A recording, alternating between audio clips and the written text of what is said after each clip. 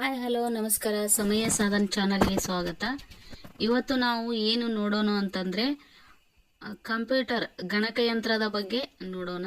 ಗಣಕಯಂತ್ರದ ಪರಿಚಯ, ಅದರ ಬಗ್ಗೆ ತಿಳ್ಕೊಳ್ತಾ ಹೋಗೋಣ. ಬನ್ನಿ ಸ್ಟಾರ್ಟ್ ಮಾಡೋಣ. ಪೀಠಿಕೆಯನ್ನು ಫಸ್ಟ್ ನೋಡಬೇಕು.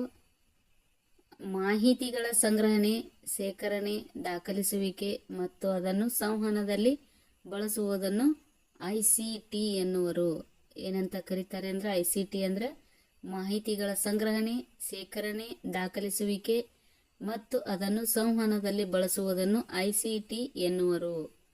ICTಯು ಗಣಕಯಂತ್ರ, ಅಂತರ್ಜಾಲ, ಅದರ ಸಾಧನೆಗಳು, ಸೇವೆಗಳು ಮತ್ತು ತಂತ್ರಜ್ಞಾನಗಳನ್ನು ಒಳಗೊಂಡಿದೆ. ICT ಇಂದು ಪ್ರತಿಯೊಂದು ಸೇವಾ ಕ್ಷೇತ್ರದಲ್ಲಿ ಸಾಕಷ್ಟು ಬದಲಾವಣೆಯನ್ನು ತಂದಿದೆ. ಮಾಹಿತಿ ತಂತ್ರಜ್ಞಾನವು ಶಿಕ್ಷಕರಿಗೆ ಮತ್ತು ವಿದ್ಯಾರ್ಥಿಗಳಿಗೆ ಅಗತ್ಯ ಮಾಹಿತಿಯನ್ನು ಒದಗಿಸುತ್ತದೆ. ಕಂಪ್ಯೂಟರ್ ಅನ್ನು ಕನ್ನಡ ಭಾಷೆಯಲ್ಲಿ ಗಣಕಯಂತ್ರ ಎಂದು ಕರೆಯುತ್ತಾರೆ. ಏನಂತ ಕರೀತಾರೆ ಅಂದರೆ ಗಣಕಯಂತ್ರ ಅಂತ ಕರೀತಾರೆ. ಗಣಕಯಂತ್ರ ಚೀನಿಯರು ಏನು ಕಂಡುಹಿಡಿದಾರೆ ಅಂದರೆ ಅಬಾಕಸ್ ಎಂಬುದು ಕಂಪ್ಯೂಟರ್ನ ಮೂಲವಾಗಿದೆ. ಕಂಪ್ಯೂಟರ್ನ ಪಿತಾಮಹ ಯಾರು? ಚಾರ್ಲ್ಸ್ ಬ್ಯಾಬೇಜ್ ಕಂಪ್ಯೂಟರ್ ಅನ್ನು ಎಷ್ಟರಲ್ಲಿ ಅಂದರೆ 1834ರಲ್ಲಿ ಕಂಡುಹಿಡಿದರು. ಪ್ರಪಂಚದ ಮೊದಲ ಪ್ರೋಗ್ರಾಮರ್ ಕಂಪ್ಯೂಟರ್ ಏನು ಅಂದರೆ ಆಡಾ ಅಗುಸ್ಟಾ. ಪ್ರಪಂಚದ ಮೊದಲ ವಿದ್ಯುತ್ ಕಂಪ್ಯೂಟರ್ ಏನು? ಹರ್ಮೂನ್ ಹೋಲಿರೀತ್ 1889ರಲ್ಲಿ. ಗಣಕಯಂತ್ರದ ತಲೆಮಾರುಗಳು. Generation of computer.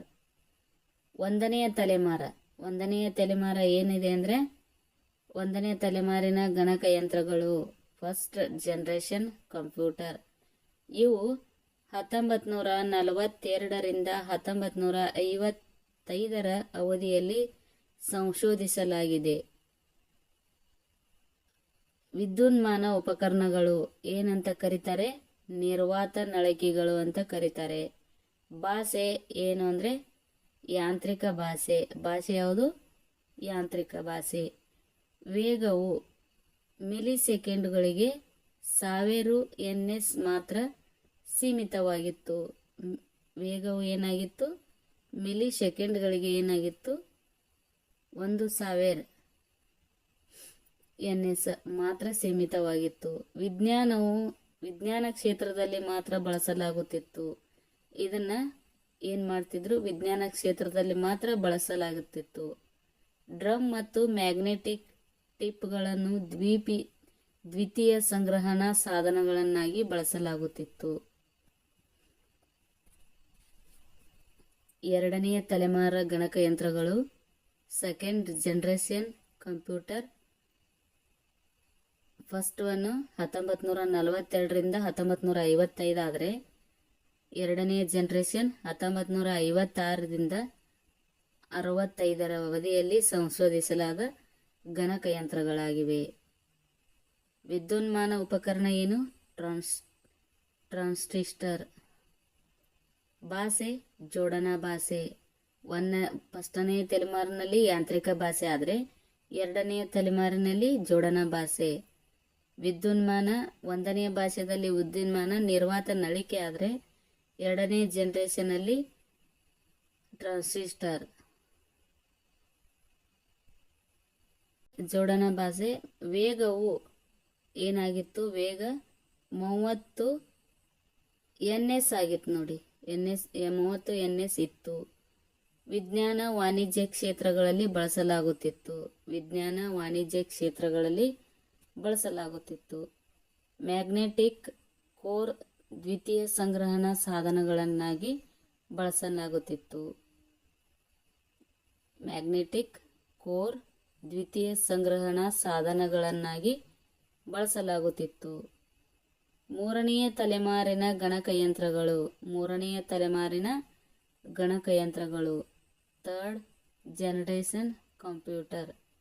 ಇವು ಇಲ್ಲಿ ಎರಡನೆಯ ತಲೆಮಾರು 1956 ಇದ್ರೆ 56ರಿಂದ 65 ಇದ್ರೆ, ಇಲ್ಲಿ ಮೂರನೇ ಜನರೇಷನ್ 1966ರಿಂದ 75ರ ಅವಧಿಯಲ್ಲಿ ಸಂಶೋಧಿಸಲಾದ ಗಣಕಯಂತ್ರವಾಗಿದೆ.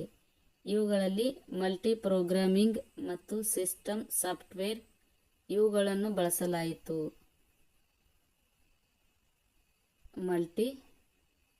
ಮಲ್ಟಿ ಪ್ರೋಗ್ರಾಮಿಂಗ್ ಮತ್ತು ಸಿಸ್ಟಮ್ ಸಾಫ್ಟ್ವೇರ್ ಇವುಗಳನ್ನು ಬಳಸಲಾಯಿತು. ವಿದ್ಯುನ್ಮಾನ ಉಪಕರಣಗಳು ICUಗಳು SSIC ಮತ್ತು MSIC. ವಿದ್ಯುನ್ಮಾನ ಉಪಕರಣಗಳು ICಗಳು ಅಂದರೆ SSIC ಮತ್ತು MSIC.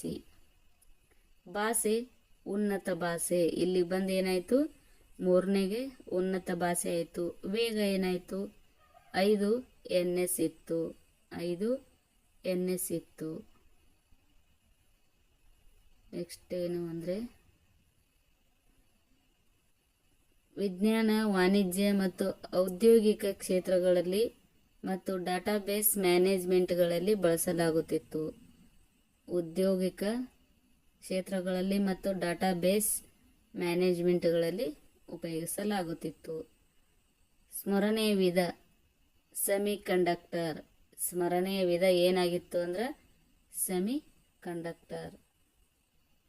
ನಾಲ್ಕನೆಯ ತಲೆಮಾರಿನ ಗಣಕಯಂತ್ರಗಳು ಫೋರ್ತ್ ಜನರೇಷನ್ ಕಂಪ್ಯೂಟರ್. ಇವು 1976ರಿಂದ ಇಂದಿನವರೆಗೆ ಸಂಶೋಧಿಸಲಾದ ಗಣಕಯಂತ್ರಗಳಾಗಿವೆ. ಇವುಗಳಲ್ಲಿ ನೆಟ್ವರ್ಕಿಂಗ್ ತಂತ್ರಜ್ಞಾನ ಮತ್ತು ಸಿಸ್ಟಮ್ ಸಾಫ್ಟ್ವೇರ್ ಬಳಸಲಾಗಿದೆ. ಸ್ಮರಣೆಯ ವಿಧ ಏನು ಅಂದರೆ ಸಿಲಿಕಾನ್ ಅಂದ್ರೆ RAM. ಭಾಷೆ ಉನ್ನತ ಭಾಷೆ ಇದೆ. ವೇಗ ಏನಿದೆ, 1 NS ಇದೆ ನೋಡಿ, 1 NS. ವಿದ್ಯುನ್ಮಾನ ಉಪಕರಣಗಳು ಮೈಕ್ರೋ ಪ್ರೊಸೆಸರ್ MSIC ಮತ್ತು LSIC. ಇದು ಈಗ ಪರ್ಸನಲ್ ಕಂಪ್ಯೂಟರ್ ಆಗಿ ಉಪಯೋಗಿಸಲಾಗಿದೆ. ನೆಕ್ಸ್ಟ್ ಐದನೇ ಜನರೇಷನ್ ಗಣಕಯಂತ್ರಗಳು ಫಿಫ್ತ್ ಜನರೇಷನ್ ಕಂಪ್ಯೂಟರ್. ಇವು ಮಾನವನಂತೆ ಯೋಚಿಸಿ ನಿರ್ಧಾರ ತೆಗೆದುಕೊಳ್ಳಬಹುದಾದ ಗಣಕಯಂತ್ರಗಳಾಗಿವೆ. ಇವಾಗಿನ ಮಾನವನಂತೆ ಏನು ಮಾಡ್ತಾವಂತೆ, ಯೋಚನೆ ಮಾಡಲಿಕ್ಕೆ ಮತ್ತು ನಿರ್ಧಾರವನ್ನು ತೆಗೆದುಕೊಳ್ಳಲಿಕ್ಕೆ ರೆಡಿಯಾಗಿದ್ದಾವೆ. ಇವುಗಳಲ್ಲಿ ಪ್ಯಾರಲಲ್ ತಂತ್ರಜ್ಞಾನ ಬಳಸಲಾಗುತ್ತದೆ. ಈಗಿನ 5ನೇ ತಲೆಮಾರಿನ ಗಣಕಯಂತ್ರಗಳಲ್ಲಿ ಏನು ಬಳಸ್ತಾರೆ ಅಂದರೆ ಪ್ಯಾರಲಲ್ ತಂತ್ರಜ್ಞಾನ ಬಳಸಲಾಗಿದೆ. ಭಾಷೆ ಉನ್ನತ ಭಾಷೆ. ವೇಗ 0.3 NS. ವಿದ್ಯುನ್ಮಾನ ಉಪಕರಣಗಳ ಬಳಕೆ ಏನೈತಿ, micro processor ULSIC. Personal computer ಆಗಿ ಉಪಯೋಗ PLSIC ಮತ್ತು ULSIC ಗಳ ಸಣ್ಣ ಚಿಪ್ಗಳನ್ನು ಬಳಸುತ್ತಿದೆ. ಕೃತಕ ಬುದ್ಧಿಮತ್ತೆ ತಂತ್ರಜ್ಞಾನ ಅಳವಡಿಕೆ. ಗಣಕಯಂತ್ರದ ವರ್ಗೀಕರಣ.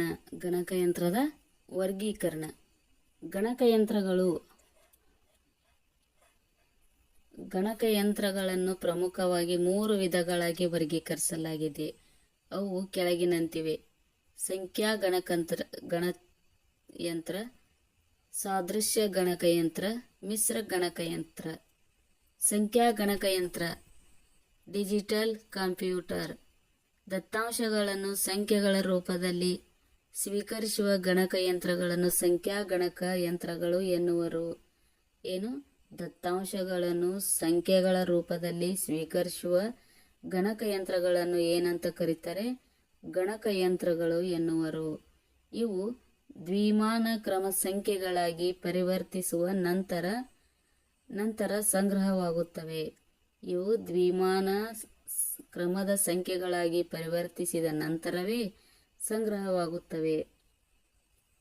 ಮಾಹಿತಿಗಳ ಸಂಗ್ರಹವಾಗಿ ಅಯಸ್ಕಾಂತೀಯ ಪಟ್ಟಿ ಮತ್ತು ಅಯಸ್ಕಾಂತೀಯ ಸುರುಳಿಗಳನ್ನು ಬಳಸಲಾಗುವುದು.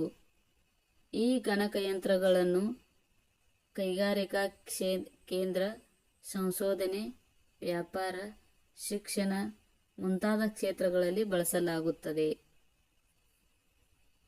ಸಾದೃಶ್ಯ ಗಣಕಯಂತ್ರಗಳು. ಸಾದೃಶ್ಯ ಗಣಕಯಂತ್ರಗಳು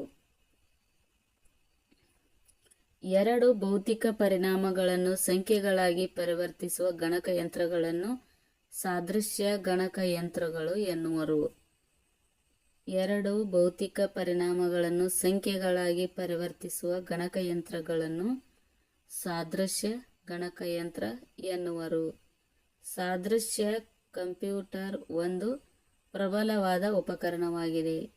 ಸಾದೃಶ್ಯ ಕಂಪ್ಯೂಟರ್ ಒಂದು ಪ್ರಬಲವಾದ ಉಪಕರಣವಾಗಿದೆ. ಇವುಗಳನ್ನು ವಿದ್ಯುತ್ ಮೀಟರ್, ವಾಹನದ ವೇಗದ ಮೀಟರ್, ತಾಪಮಾನ, ಯಾಂತ್ರಿಕ ತಿರುಗುವಿಕೆಗಳಲ್ಲಿ ಬಳಸಲಾಗುತ್ತದೆ. ಸಾದೃಶ್ಯ ಗಣಕಯಂತ್ರಗಳನ್ನು ವಿದ್ಯುತ್ ಮೀಟರ್ ಎಲ್ಲೆಲ್ಲಿ ಬಳಸ್ತಾರೆ ಅಂದರೆ ವಿದ್ಯುತ್ ಮೀಟರ್, ವಾಹನದ ವೇಗ ಮೀಟರ್, ತಾಪಮಾನ, ಯಾಂತ್ರಿಕ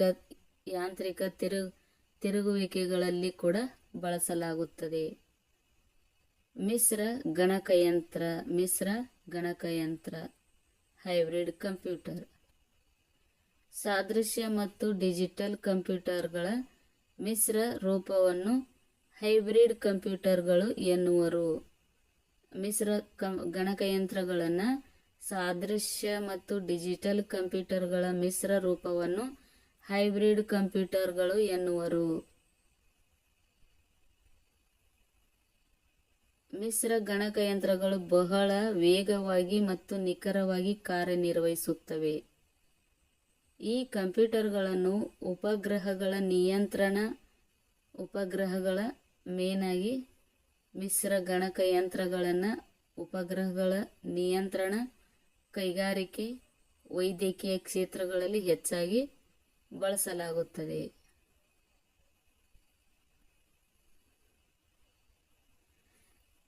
ಗಣಕಯಂತ್ರದ ವಿಧಗಳು. Types of computer. ಗಣಕಯಂತ್ರಗಳನ್ನು ಪ್ರಮುಖವಾಗಿ 3 ವಿಧಗಳಾಗಿ ವಿಂಗಡಿಸಲಾಗಿದೆ. ಅವು ಈ ಕೆಳಗಿನಂತಿವೆ: ಸೂಕ್ಷ್ಮ ಗಣಕಯಂತ್ರ, ಚಿಕ್ಕ ಗಣಕಯಂತ್ರ, ಪ್ರಧಾನ ಚೌಕಟ್ಟಿನ ಗಣಕಯಂತ್ರ, ಬೃಹತ್ ಮತ್ತು ಉನ್ನತ ಗಣಕಯಂತ್ರ. ಸೂಕ್ಷ್ಮ ಗಣಕಯಂತ್ರ ಮೈಕ್ರೋ ಕಂಪ್ಯೂಟರ್. ಸೂಕ್ಷ್ಮ ಕಂಪ್ಯೂಟರ್ಗಳು ಯಾವಾಗಿನಿಂದ 1970 ರಿಂದ 80ರ ದಶಕದಲ್ಲಿ ಬಳಕೆಗೆ ಬಂದವು. ಇವು ಸಾಮಾನ್ಯವಾಗಿ ಮನೆಯಲ್ಲಿ ಬಳಸುವ ಏಕ ವ್ಯಕ್ತಿ ಬಳಕೆದಾರ ಗಣಕಯಂತ್ರಗಳಾಗಿವೆ. ಮೈಕ್ರೋ ಪ್ರೊಸೆಸರ್ ಚಿಪ್ಗಳನ್ನು ಬಳಕೆ ಮಾಡುವುದರಿಂದ ಇವುಗಳನ್ನು ಮೈಕ್ರೋ ಕಂಪ್ಯೂಟರ್ ಎನ್ನುವರು. ಇವುಗಳನ್ನು ಪರ್ಸನಲ್ ಕಂಪ್ಯೂಟರ್ ಎಂದು ಸಹ ಕರೆಯುತ್ತಾರೆ. ಮೈಕ್ರೋ ಕಂಪ್ಯೂಟರ್ಗಳನ್ನು ಏನಂತ ಕರೀತಾರೆ? ಪರ್ಸನಲ್ ಕಂಪ್ಯೂಟರ್ ಎಂದು ಕೂಡ ಕರೆಯುತ್ತಾರೆ. ಉದಾಹರಣೆ PC 186, 486. ಚಿಕ್ಕ ಗಣಕಯಂತ್ರ ಮಿನಿ ಕಂಪ್ಯೂಟರ್. 1960 ಮಿನಿ ಕಂಪ್ಯೂಟರ್ ಪರಿಚಯವಾಗಿದೆ. ಮಿನಿ ಕಂಪ್ಯೂಟರ್ ಯಾವಾಗ ಅಂದ್ರೆ 1960ರಲ್ಲಿ ಮಿನಿ ಕಂಪ್ಯೂಟರ್ ಏನಾಯಿತು? ಪರಿಚಯವಾಯಿತು. ಇವು ಸೂಕ್ಷ್ಮ ಗಣಕಯಂತ್ರಗಳಿಗಿಂತಲೂ ಹೆಚ್ಚು ವೇಗ ಮತ್ತು ಸಂಗ್ರಹಣಾ ಸಾಮರ್ಥ್ಯ ಹೊಂದಿವೆ. ಇವು ಸೂಕ್ಷ್ಮ ಯಂತ್ರಗಳಿಗಿಂತಲೂ ಏನಾಗಿದೆ, ಹೆಚ್ಚು ವೇಗ ಮತ್ತು ಸಂಗ್ರಹಣಾ ಸ್ಟೋರೇಜ್ ಸಾಮರ್ಥ್ಯ ಹೊಂದಿವೆ. ಇವುಗಳನ್ನು ಕೈಗಾರಿಕಾ, ಕಚೇರಿ, ಬ್ಯಾಂಕು, ವೈಜ್ಞಾನಿಕ ಕ್ಷೇತ್ರಗಳಲ್ಲಿ ಕೂಡ ಬಳಸ್ತಾರೆ. ಈ ಗಣಕಯಂತ್ರಗಳು ಒಂದೇ ಸಮಯದಲ್ಲಿ 10 ರಿಂದ 100 ಜನರು ಕಾರ್ಯನಿರ್ವಹಿಸಬಹುದು. ಈ ಗಣಕಯಂತ್ರಗಳಲ್ಲಿ ಒಂದೇ ಸಮಯದಲ್ಲಿ ಎಷ್ಟು ಜನ? 10 ರಿಂದ 100 ಜನರು ಕಾರ್ಯನಿರ್ವಹಿಸಬಹುದು. ಪ್ರಧಾನ ಚೌಕಟ್ಟಿನ ಗಣಕಯಂತ್ರ ಗಾತ್ರ ಮತ್ತು ವೇಗದಲ್ಲಿ ಸೂಕ್ಷ್ಮ ಮತ್ತು ಚಿಕ್ಕ ಗಣಕಯಂತ್ರಗಳಿಗಿಂತ ದೊಡ್ಡದಾಗಿವೆ. ಗಾತ್ರದಲ್ಲಿ ಮತ್ತು ವೇಗದಲ್ಲಿ ಸೂಕ್ಷ್ಮ ಮತ್ತು ಚಿಕ್ಕ ಗಣಕಯಂತ್ರಗಳಿಗಿಂತಲೂ ನೋಡಲು ದೊಡ್ಡದಾಗಿ ಕಾಣಿಸ್ತಾ ಇದ್ದಾವೆ. ಈ ಗಣಕಗಳಲ್ಲಿ ಒಂದೇ ಸಮಯದಲ್ಲಿ 10 ರಿಂದ 1000 ಜನರು ಕಾರ್ಯನಿರ್ವಹಿಸಬಹುದು. ಅಲ್ಲಿ 10 ರಿಂದ 100 ಆದರೆ ಇಲ್ಲಿ ಪ್ರಧಾನ ಚೌಕಟ್ಟಿನ ಗಣಕಯಂತ್ರದಲ್ಲಿ 10 ರಿಂದ 1000 ಜನ ಕಾರ್ಯನಿರ್ವಹಿಸಬಹುದು. ಇವು ಅತಿ ಹೆಚ್ಚು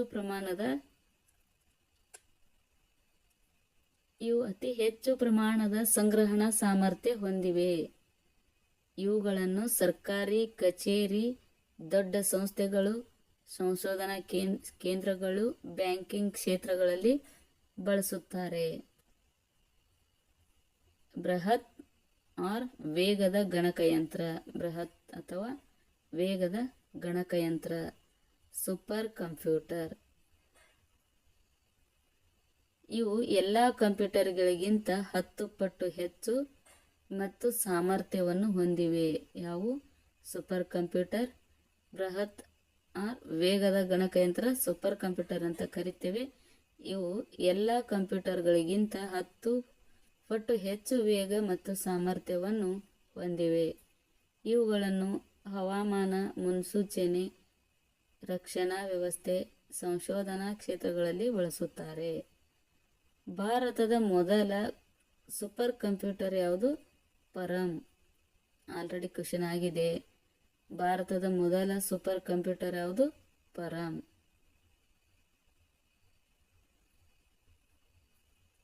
ಲ್ಯಾಪ್ಟಾಪ್ ಬಗ್ಗೆ ಇದೆ. ಲ್ಯಾಪ್ಟಾಪ್ ಗಣಕಯಂತ್ರ. ಲ್ಯಾಪ್ಟಾಪ್ ಸುಲಭವಾಗಿ ಒಂದು ಸ್ಥಳದಿಂದ ಮತ್ತೊಂದು ಸ್ಥಳಕ್ಕೆ ಹೊತ್ತೊಯ್ಯಬಹುದಾದ ಗಣಕಯಂತ್ರವಾಗಿದೆ. ಇವು ಬ್ಯಾಟರಿ ಶಕ್ತಿಯಿಂದ ಕಾರ್ಯನಿರ್ವಹಿಸಲು ಸಾಮರ್ಥ್ಯ ಹೊಂದಿವೆ. ಲ್ಯಾಪ್ಟಾಪ್ ಬ್ಯಾಟರಿ ಶಕ್ತಿಯಿಂದ ಕಾರ್ಯನಿರ್ವಹಿಸಲು ಸಾಮರ್ಥ್ಯ ಹೊಂದಿವೆ. ಉದಾಹರಣೆ, ನಾವು ಸ್ಮಾರ್ಟ್ ಫೋನನ್ನು ಯಾರಾದರೂ ಕೈಲಿ ಹಿಡ್ಕೊಂಡು ಬೇರೆ ಜಾಗಕ್ಕೆ ಹೋಗ್ತೀವಲ್ಲ, ಅದೇ ಥರ ಲ್ಯಾಪ್ಟಾಪ್ನು ಕೂಡ. ಲ್ಯಾಪ್ಟಾಪ್ ಇವುಗಳ ತೂಕ 4 ರಿಂದ 7 kg ಮಾತ್ರ. 4 kgಯಿಂದ 7 kg ಒಳಗಡೆ ಇರ್ತವೆ ನೋಡಿ. ಗಣಕಯಂತ್ರದ ಭಾಗಗಳು ಪಾರ್ಟ್ಸ್ ಆಫ್ ಕಂಪ್ಯೂಟರ್. ಇವುಗಳನ್ನು ಯಂತ್ರಾಂಶಗಳು ಎಂದು ಸಹ ಕರೆಯುವರು. ಇವುಗಳನ್ನು ಏನಂತ ಕರೀತಾರೆ? ಯಂತ್ರಾಂಶಗಳು ಎಂದು ಸಹ ಕರೆಯುತ್ತಾರೆ. ಇವು ಕಣ್ಣಿಗೆ ಭೌತಿಕವಾಗಿ ಗೋಚರಿಸುವ ಗಣಕಯಂತ್ರದ ಭಾಗಗಳಾಗಿವೆ. ಇವು ಕಣ್ಣಿಗೆ ಭೌತಿಕವಾಗಿ ಗೋಚರಿಸುವ ಗಣಕಯಂತ್ರದ ಭಾಗಗಳಾಗಿವೆ. ಕಂಪ್ಯೂಟರ್ನ ಭಾಗಗಳನ್ನು ಅವುಗಳ ಕಾರ್ಯನಿರ್ವಹಣೆಯ ಆಧಾರದಲ್ಲಿ 4 ಭಾಗಗಳಾಗಿ ವಿಂಗಡಿಸಬಹುದು. ಅವು ಯಾವಂದರೆ ಆಗಮಾಂಗ ಉಪಕರಣಗಳು, ನಿರ್ಗಮನ ಉಪಕರಣಗಳು, CPU, ಸಂಗ್ರಹಣಾ ಉಪಕರಣ. ಇವು 4 ಭಾಗಗಳಾಗಿ ವಿಂಗಡಿಸಬಹುದು. ಇಲ್ಲಿ ಆಗಮಾಂಗ ಇನ್ಪುಟ್ ಡಿವೈಸ್. ಆಗಮಾಂಗ ಅಥವಾ ಇನ್ಪುಟ್ ಇವು ಬಳಕೆದಾರರು ನೀಡುವ ಮಾಹಿತಿ, ದತ್ತಾಂಶ ಕಾರ್ಯಕ್ರಮ ಮತ್ತು ಸೂಚನೆಗಳನ್ನು ಗಣಕಯಂತ್ರಕ್ಕೆ ತಲುಪಿಸುತ್ತವೆ.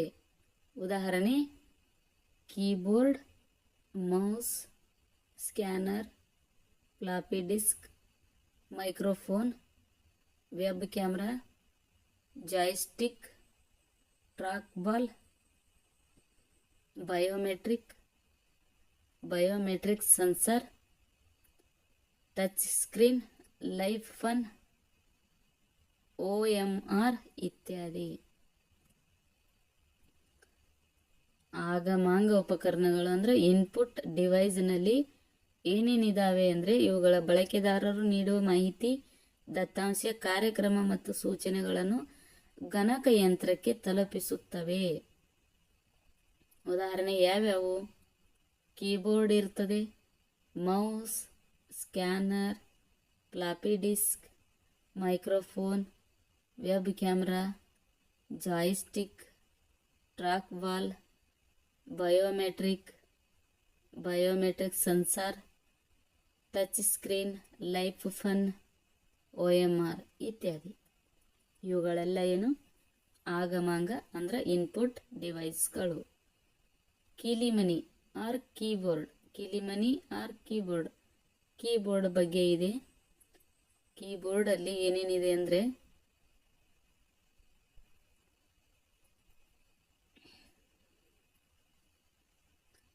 ಗಣಕಯಂತ್ರಗಳಿಗೆ ಅಕ್ಷರ ರೂಪದ ಮಾಹಿತಿಯನ್ನು ನೀಡಲು ಬಳಸುವ ಆಗಮನಾಂಗ ಇದಾಗಿದೆ.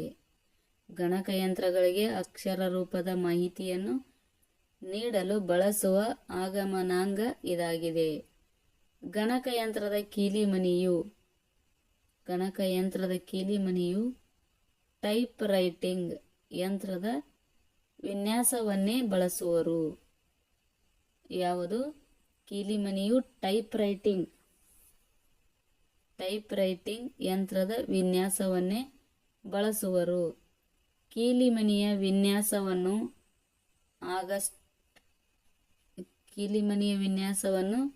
ಆಗಸ್ಟ್ ಡೋರಕ್ ಎಂಬುವರು ನೀಡಿದರು. ಕೀಲಿಮನಿ ವಿನ್ಯಾಸ ಯಾರು ರಚಿಸಿದರು ಅಥವಾ ವಿನ್ಯಾಸ ನೀಡಿದರು ಅಂತ ಇರ್ತದೆ. ಆಗಸ್ಟ್ ಡೋಕರ್ ಎಂಬುವರು ನೀಡಿದರು.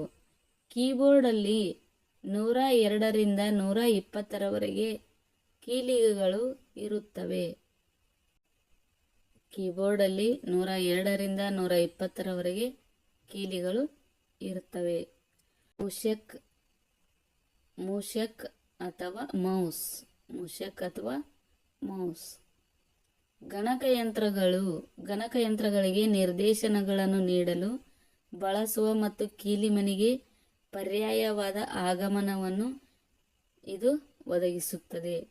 ಇದನ್ನು ಯಾರು ಕಂಡುಹಿಡಿದರು ಅಂದರೆ ಡಾಗ್ಲರ್ ಇಂಗ್ಯಾಲ್ಬರ್ಟ್ ಎಂಬುವರು ಯಾವಾಗ 1963ರಲ್ಲಿ ಆವಿಷ್ಕರಿಸಿದರು. ಯಾವುದು? ಮೌಸನ್ನ. ಇದು ಬೆಳಕಿನ ಕಿರಣಗಳನ್ನು ಬಳಸಿ ತಮ್ಮ ಎಲ್ಲ ಕಾರ್ಯಗಳನ್ನು ನಿರ್ವಹಿಸುತ್ತದೆ. ಸಾಮಾನ್ಯವಾಗಿ ಇದರಲ್ಲಿ ಎಡ ಬಟನ್, ಬಲ ಬಟನ್, ಸ್ಕ್ರಾಲ್ ಬಟನ್ ಎಂಬ 3 ವಿಧದ ಬಟನ್ಗಳಿವೆ. Trackball, touchpad, joystick ಇವು ಮೂಷಕದ ಇತರ ರೂಪಗಳು. ಈ ಮೌಸಿಗೆ ಏನೇನಿದೆ ಅಂದರೆ ಎಡ ಬಟನ್, ಬಲ ಬಟನ್, ಸ್ಕ್ರಾಲ್ ಬಟನ್ ಎಂಬ 3 ವಿಧ ಬಟನ್ಗಳಿದ್ರೆ trackball, touchpad, joystick ಇವು ಮೂಷಕದ ಇತರ ರೂಪಗಳು. ದೃಷ್ಟಿ ವಿಚ್ಛೇದಕ ಅಥವಾ ಅವಲೋಕನ ಗ್ರಾಹಕ ಅಂದರೆ ಸ್ಕ್ಯಾನರ್.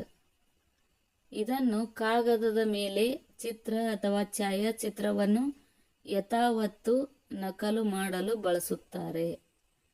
ಸ್ಕ್ಯಾನರ್ ಇದನ್ನು ಕಾಗದದ ಮೇಲಿನ ಚಿತ್ರ ಅಥವಾ ಛಾಯಾಚಿತ್ರವನ್ನು ಯಥಾವತ್ತು ನಕಲು ಮಾಡಲು ಬಳಸುತ್ತಾರೆ. ದೃಷ್ಟಿ ವಿಚ್ಛೇದಕ ಅಥವಾ ಅವಲೋಕನ ಗ್ರಾಹಕ ಅಂತ ಕರೀತಾರೆ ನೋಡಿ. ಇದಕ್ಕೆ ನಾವು ಏನು ಮಾಡ್ತೀವಿ, ಈಗ ಜೆರಾಕ್ಸ್ ಅಂತ ಹೊಡ್ಕೊಂಡು ಬರ್ತೀವಲ್ಲ, ಅದಕ್ಕೆ ನಾವು ದೃಷ್ಟಿ ವಿಚ್ಛೇದಕ ಅಥವಾ ಅವಲೋಕನ ಗ್ರಾಹಕ ಅಂತ ಕರಿಬಹುದು. ಸ್ಕ್ಯಾನರ್ ಅಂತಲೂ ಕೂಡ ಕರಿಬಹುದು. ಇದನ್ನು ಕಾಗದದ ಮೇಲಿನ ಚಿತ್ರ ಅಥವಾ ಛಾಯಾಚಿತ್ರವನ್ನು ಯಥಾವತ್ತು ನಕಲು ಮಾಡಲು ಬಳಸುತ್ತಾರೆ. ಸ್ಕ್ಯಾನರ್ ದಕ್ಷತೆಯನ್ನು DPI ಡೋಸ್ಡ್ ಫಾರ್ ಇಂಚ್, ಇದರಲ್ಲಿ ಅಳತೆ ಮಾಡಲಾಗುತ್ತದೆ. ಸ್ಕ್ಯಾನರ್, ಇದರ ಪ್ರಮುಖ ವಿಧಗಳು. ಸ್ಕ್ಯಾನರ್ದ ಪ್ರಮುಖ ವಿಧಗಳು: OCR ಆಪ್ಟಿಕಲ್ ಕ್ಯಾರೆಕ್ಟರ್ ರೀಡರ್, ಮುದ್ರಿತ ಪಠ್ಯ ಗ್ರಹಿಸಲು ಬಳಕೆ. OMR ಆಪ್ಟಿಕಲ್ ಮಾರ್ಕ್ ರೀಡರ್, ಪರೀಕ್ಷೆಗಳಲ್ಲಿ OMR ಸಂಖ್ಯೆ ತಿಳಿಯಲು ಬಳಕೆ. MICR magnetic link character reader, ಬ್ಯಾಂಕುಗಳ DD ಅಥವಾ ಚೆಕ್ಗಳಲ್ಲಿ ಬಳಕೆ. ಬಿಂಬಗ್ರಾಹಕ ಅಂದ್ರ ಕ್ಯಾಮರಾ, ಛಾಯಾಚಿತ್ರಗಳನ್ನು ತೆಗೆಯಲು ಬಳಸುವ ಸಾಧನವೇ ಕ್ಯಾಮರಾ. ಇದರ ದಕ್ಷತೆಯನ್ನು MP ಅಂದ್ರ ಮೆಗಾಪಿಕ್ಸೆಲ್ನಲ್ಲಿ ಅಳೆಯುತ್ತಾರೆ. ಕ್ಯಾಮರಾದ ಪ್ರಮುಖ ವಿಧಗಳು: web camera, digital camera, CCTV camera. ಈ ಥರ ವೆಬ್ ಕ್ಯಾಮರಾ ಅಂದ್ರೆ ಅಂತರ್ಜಾಲದ ವಿವಿಧ ಕಾರ್ಯಗಳಲ್ಲಿ ಬಳಸುವರು. ಡಿಜಿಟಲ್ ಕ್ಯಾಮರಾವನ್ನು ಸ್ಥಿರ ಮತ್ತು ಚಲನಾತ್ಮಕ ದೃಶ್ಯಗಳನ್ನು ಸೆರೆ ಹಿಡಿಯಲು ಬಳಸುವರು. CCTV ಕ್ಯಾಮರಾ ಸುರಕ್ಷತೆಯ ದೃಷ್ಟಿಯಿಂದ ಬಳಸುವ ಗೌಪ್ಯ ಕ್ಯಾಮರಾ ಇದಾಗಿದೆ.